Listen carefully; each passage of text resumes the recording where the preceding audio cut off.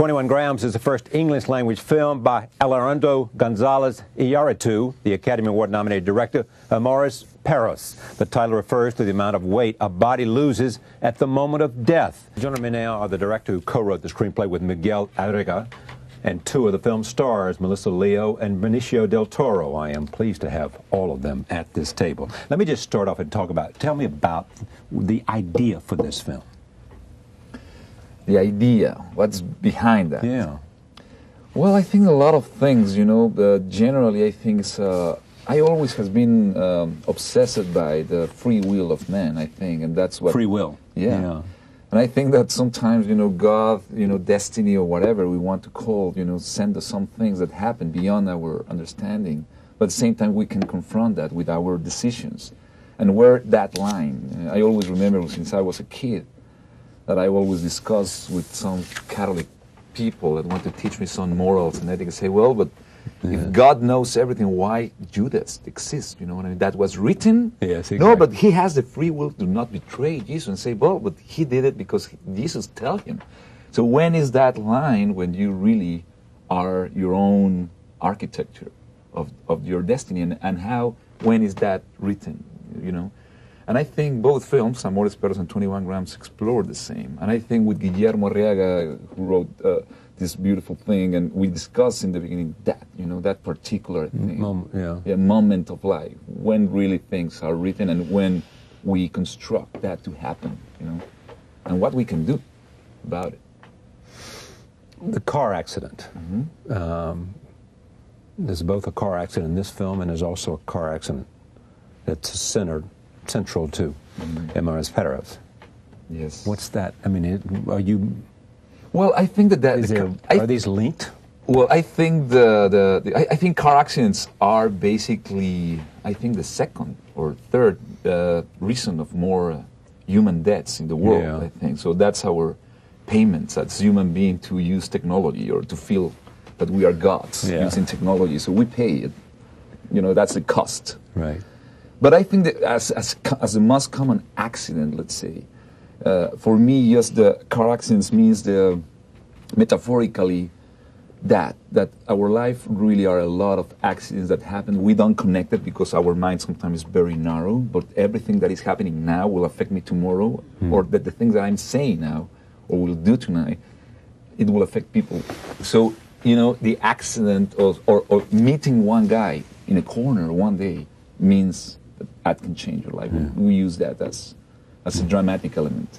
Other than working with him and a good screenplay, what attracted you to this? The cast. Cast. Yeah, I think the Naomi, cast. Sean, Melissa Leo, well, everybody, and you know, even the little parts. But for the most part, it was Sean, Naomi. When I met with Alejandro, he told me that Sean was already committed to play one of the roles. But you didn't know which one? For me, it was a tough one. Really? Yeah. He might have played Benicio's role. I think Benicio can play perfectly Paul too, and I think naturally Sean can play Jack. You know? I didn't know that. I just found out this moment. So, would you have, knowing that, would you have preferred to play the other role? No, it's that whole thing. If my aunt had balls, she'd be my uncle. You know, it's like it really doesn't work with me. But it was great to get a role like this, and I think I'm very happy with my role. But would have been great. Have you seen a lot of good parts since you won the Oscar for Traffic? You know, movies are made with a team. There are very many. There are variables that come to play to make a good movie, and not many, to be honest with you. But I'm very picky, and this one was one that came my way, and it was like, okay, right cast, interesting story, and a director that I like his work. But is it different working with him because of the way he tells a story? I mean, this is no straight narrative that you're dealing with here. And does that affect the way you perform and the way you craft your character? It affects the way I see the movie, not necessarily the way I perform, because when we shot it, we had a script that it was pretty much in chronological order. Yeah. So I work the same way. It's his job to capture it, you know, and it's the job of the director and the editor to put it together. But what is different is when I see the final product, it's a little bit different because of the structure, the structure that Alejandro and Guillermo, you know, have, that the script had. This is a great relationship the two of you have, isn't it? Guillermo. Yeah. It's like a good marriage. You know? Is that right? You know, you fight and then you love the next day. When did you first, we're talking about the screenwriting, when did you first meet him? In 96. Before you were making movies, when you were doing commercials? Or? Yes, I was doing commercials. I did a pilot for TV, and then I did some theater in Mexico too. Weren't you a disc jockey too for a while in Mexico? Yeah, I have a show 3 hours daily, you know. I was the director of this, you know, rock and roll radio station, so I did, you know, exactly entertaining people 3 hours, creating characters and doing things. But you tell stories differently than most directors I know, don't you? Wouldn't you agree with that, Melissa? Mm-hmm. Yes. I mean, I've seen the movie twice. And you said to me, how was it the second time? It's better and more interesting because, A, you sort of know what's coming, and so you've experienced it, and so you can get more out of it the second time. Yeah. What do you want somebody to feel, because it's the juxtaposition of time, you're a little dazzled by it, and you don't quite know what's happening at what moment. It's hard to say this to an audience at home. I've never seen anything like it. Have you, Benicio? No. Well, I've read it. Yeah. Faulkner used to write That's where they say like that. Yeah, you know? exactly. I mean, and Guillermo, the writer, talks a lot about Faulkner. Faulkner is a crucial For me, Faulkner I like a lot, but for me, you know, since I was a kid, you know, reading all the Latin American literature, like Cortázar, Borges, you know, even Sabato, Juan Rulfo, all those guys really play with time amazingly and talk with the dead people. You know what I mean? They don't care about they are not making journalist pieces. They are making just an atmosphere. So I'm very used to that since I was a kid. And then the European films did that. You know, the European films. Yeah, Hiroshima Mon Amour. You know, Alain Resnais did that 50 years ago. You know what I mean? And it happens a lot in the 60s. I don't know what happened. That's only maybe the audience get lazier or more lazy and they just want to be informed. But I think. But you want the audience to work and to be thinking. I want that they feel. I think this film, I was more concerned about the emotional order of the facts than the chronological order of the facts. You know, I think the emotional order of the facts. Yeah. The real thing is that it gets you deeper into the character. That's what it accomplishes. Completely. And it creates dramatic tension and get the people work in emotional working when they have to fill the blanks to get connected with them, I think. It does work, but you got to work at it to get it. Of course. I think the film makes that. It's true with Faulkner, too. Yeah. It's also something that is so, I saw in Amores Perros and was part that made me go after to try to get this part and work with this man. It's so suited for what film is. And when we shoot a film, we shoot it out of order all the time. Right. And there's something about this film is not just something you hear. It's not just something you see. It's all of those things. And this storytelling, it's like what should be done with film. It's so clear to me. It's amazing. How did you find out about this? Same as always of a call from my agent manager that there's an audition, but it was an audition. He wanted me to make a videotape about myself, and I went down and I did that, and eventually. What did you do? You put together. I went to the video portfolio downtown and paid for a half hour or whatever, and just talked to the camera. Talked soup to nuts myself, the highs, the lows, the worst part of my life, which I think got me the job, and sent that out and didn't hear anything for a while. Then they wanted me to put some scenes on tape, but I didn't want to just do that alone in a room. It was too important to me. So eventually I said no, I didn't want to do that, but they eventually sent the casting director, Francine Maisler, who totally my champion in this. But there's a story that you paid your own way, and eventually, out to Los Angeles so that you could see him in person. Yeah, no, there could, because even after doing the scenes with Francine, clearly there was interest, but it wasn't my part yet. Yeah. And I said, I know what has to happen. What has to happen is I have to be in a room with this man, and so I will fly myself out there. will he see me? And so you saw her, and then you said, she's perfect? Yeah, yeah. And there's, you know, I knew that she was her. You know what I mean? I think that, and something, you know, originally, Catherine Caltridge will work in her part, and Catherine just only died. This English actress that died, you know, and this was 3 months before the start of shooting, and I was completely panicked, and suddenly I saw Melissa in the tape, and I said, she is the character. You know what I mean? So like, just to see her in the way that, I think one of the toughest jobs of my job, one of the most torture processes is casting, because is when I can immediately destroy any script. You know what I mean? I think that's the 80 or 90% of my job, is to find the right spirit to put the flesh in that. If you do that, you can destroy the script.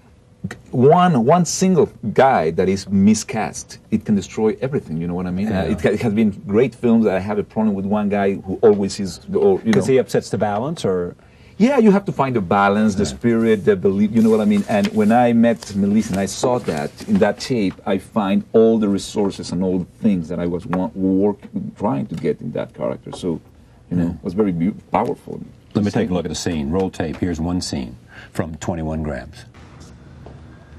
The guilt will suck you down to the bone.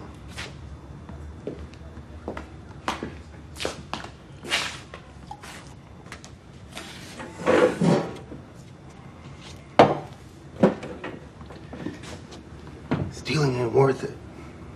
Going to church, reading the Bible, and believing in Jesus, brother, that's your ticket. We were talking about this young man who's in this scene. Just tell me the story quickly. No, I was trying to find a boy, you know, the character, and again, these real people in Memphis just show up, and this guy was, Memphis, this line of guys, young guys, and he has, you know, a trouble thing, and I say, okay, guys, you know, wait, sorry, I'm 30 minutes late. How long you can be here? And everybody was like, oh, whatever you need, whatever. And he said, as soon as possible. Really? Yeah, I want to go out from here. So he was so, you know, was so secure and so, and I said, this is the guy. You know, he was playing exactly what we were trying to get. Yeah. Do you want to direct a film? I think if I find a story that I want to tell, then yeah. Is this something you want to do for a while? There's things, you know, but it's like it's whatever, you know, whatever comes my way. But I right now to direct, you know, there's the Rum Diary, the Hunter S. Thompson book. Hunter Thompson, you know, that I'm very interested, but we're still working with like the logistics and the lawyers and the things and the that. Yeah, all right. But here's my question. I was leading to the notion: do you watch someone? If you're thinking about that in your head, are you watching Alejandro? Watching? Just one part of you is watching a director sing. Completely. He's been under my microscope quite a bit. Yeah, and he's terrific. Terrific, and you know, one thing that is and it's not taking away from him as an artist. It's like he surrounds himself with great actors, and he's allowed to like steer them in the right direction, you know, and that's a gift. You know, it's like it's hard to get talented people in one room because they all have a little bit of an ego. Yeah, you know, if you're talented, you're going to have a little bit of an ego, and you know how to adjust with that and. You know, and deal with that, and he did a terrific job with it. You know. Yeah. He said casting. I mean, when you look at this cast, did you say, "Man, this is going to be," even with all of my talent, which it was a gigantic opportunity. And if ever there was a time when I felt unsure, it was the few days before shooting in the hotel room in Memphis. Yeah. What am I doing here? And was, you know, called the right people, and they reassured me. Absolutely. You know, and then I got to work on the set, and we were just there working, and that I know how to do. So then I felt more comfortable. You like appearing in independent films, don't you? I love it. I think it's what filmmaking is. It's more real. Yeah. Tell me the relationship between the two characters here, because it's almost, here's a guy, prison record, alcoholic in this film. And he's found God, and he's on the road to what? Basically, I am on the road, you know, when the accident happens, I'm on the road to my birthday. Yeah. So I found God. I kind of like trying to keep the family together. It's been 2 years of being like at home for dinner, breakfast, being with the kids. A little bit a sophomore when it comes to the religion, the born again. A little bit of. A sophomore, and by that I mean he doesn't understand religion completely. He's at this point he's black and white. Period. Yeah. No grays. Interpretation. You see it with that turn the cheek kind of stuff, too, right? Don't you? Right. Exactly. You see it with that, and you see it when he tells the kid, God knows every piece of your hair. Exactly. God knows when a single hair moves on your head. On your head.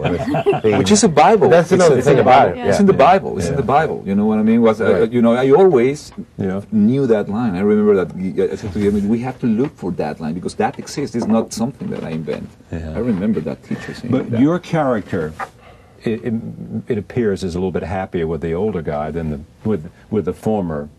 Because it's not quite so simple like that, but I think that she knew him, that it was him, and when he was angry, he'd be angry, and when he was loving, he'd be loving, and now he's not himself, and I don't know that she buys that he believes. She doesn't know that it's genuine. I don't know. I don't know that it. Yeah, exactly. That and so, but.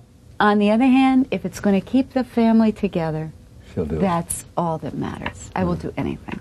And I think that moment when her character says that thing about, I prefer you, I think it's almost like the heat of the moment. Yes. It's like being really, when you get angry in that heat of the moment and you say something that maybe you don't really believe, like when she says, I preferred you even before when you were is she really thinking through is she the really black saying eye, that? She just wants to like wake him up and hoping that there's a way to wake him up, and that's the way I see it in the movie. I mean, when I saw it, so much of the dialogue is not only what it sounds like; it's got other things underneath, other truth as well. Mm-hmm. Roll tape. Here's another scene. 21 grams. Mommy made the cake. Come look at the cake, Daddy.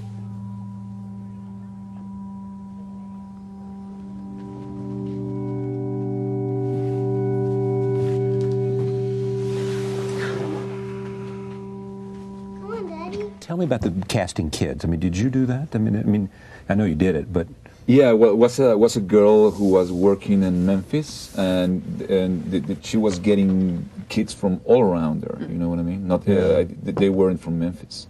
They were from Georgia and Georgia. Texas. Exactly.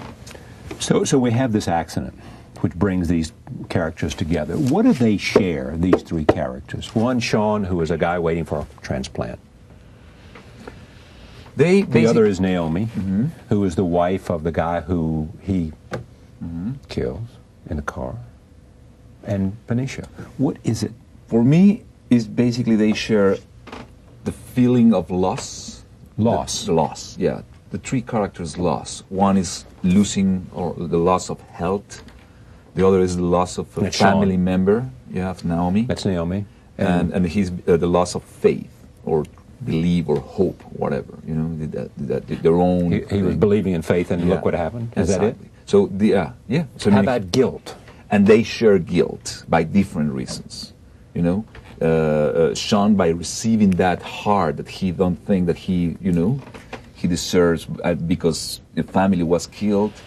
Benicio obviously because he killed that family and he didn't stay. It's not what I always said as the guilt of the character of Benicio is not about that he killed, that he understands that it was an accident. Is that he didn't stand when he can say that. And then obviously Naomi, even that things about Bukowski saying that the man doesn't kill he'll help himself by the big things in his life. It's about that you cannot wrap the little things what he's saying is a poem by Charles Bukowski, which it says like it's the little things that drives you mad, not the big things. It's the little things like not being able to tie your shoelaces, not being able to the little things drive you crazy. That guilt of Naomi in the kitchen scene, which is I didn't buy her the blue shoelaces, that is killing her. That little things as a mother, she don't have nothing to do with the accident, but it's just that. Guilt is something that is killing both of them, all of them, I think. What do you think they ought to get out of this movie? What makes this movie special?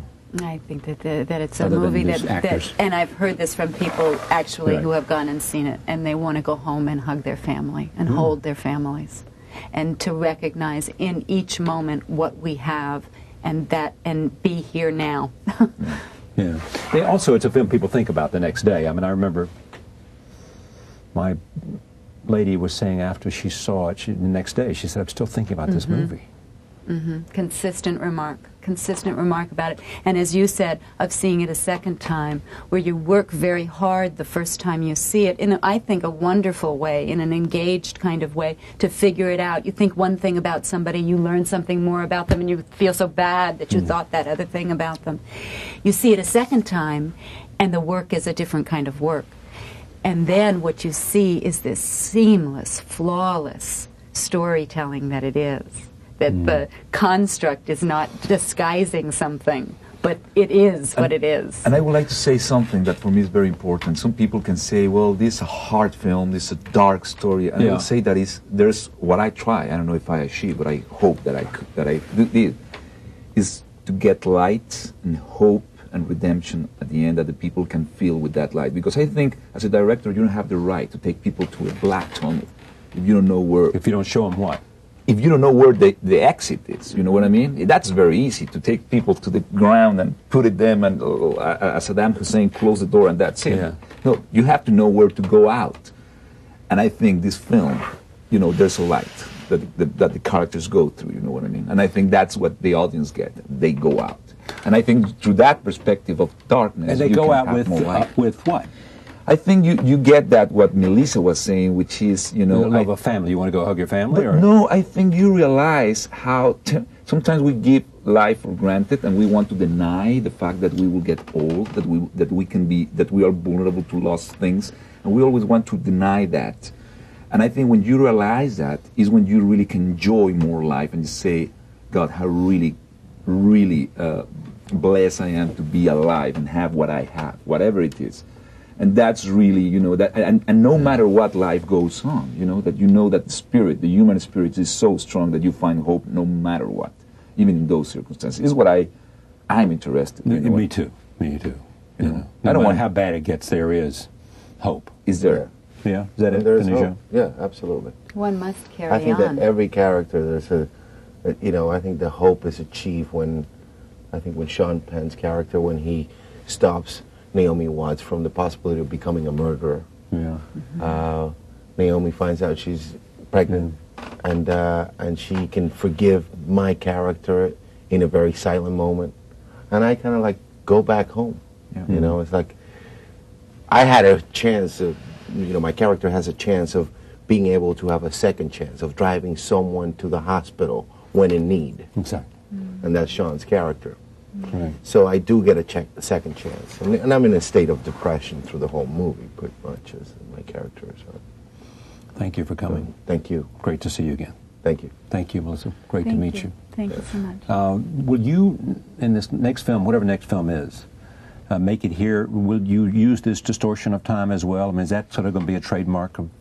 I'm very interested to close the triangle by doing a triptych of triptychs, or a trilogy of triptychs. I love the fact of parallel times or these circumstances. I think will be a beautiful trilogy in completely different order. You know, but I would love to close that. I don't know if that will be my next film, but I want to close that chapter. Yeah, it's great to meet you. Thank you. The same. Thank you very much. 21 Grams is the film. Thank you for joining us. See you next time.